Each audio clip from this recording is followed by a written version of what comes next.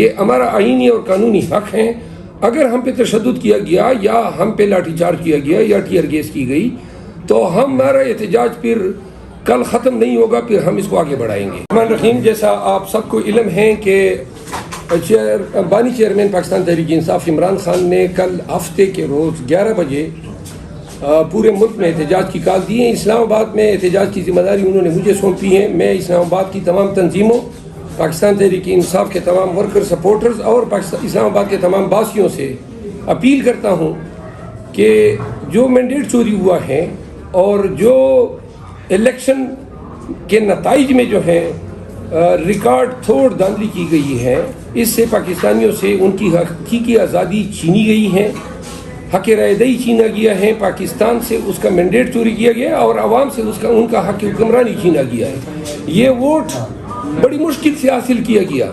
آپ نے دیکھا پولنگ بوتھس میں کوئی کینسر کے مریض آئے، کوئی اسٹریچر پہ لائے گئے، ہزاروں میل کا فاصلہ طے کر کے اوورسیز پاکستانی ووٹ ڈالنے آئے. اور یہ 2/3 مینڈیٹ جو پاکستان بھر میں پی ٹی آئی کو ملا ہے، یہ ووٹرز کی ایک امانت ہے. اس امانت کے تحفظ کے لیے پاکستان تحریک انصاف کل بروز ہفتہ 11 بجے اسلام آباد میں جناح پارک میں احتجاج ریکارڈ کرے گی. میں تمام سے اپیل کرتا ہوں کہ آپ اس احتجاج میں ہمارے ساتھ شرکت کریں، ہمارے احتجاج کا حصہ بنیں. پرامن احتجاج ہوگا، کسی قسم کی کوئی تشدد کی کارروائی کی اجازت نہیں ہے. ہم اپنے اندر اگر کوئی پرتشدد عناصر ہمیں ملے تو ہم ان کو خود پکڑ کے حوالے حکام کریں گے.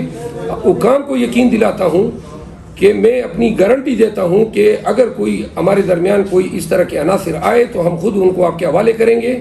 ہم پہ تشدد سے پرہیز کیجیے گا، یہ ہمارا آئینی اور قانونی حق ہے. اگر ہم پہ تشدد کیا گیا یا ہم پہ لاٹھی چارج کیا گیا یا ٹیئر گیس کی گئی تو ہمارا احتجاج پھر کل ختم نہیں ہوگا، پھر ہم اس کو آگے بڑھائیں گے.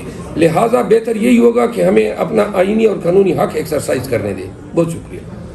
اب ایک اردو پشتو میں بناؤ.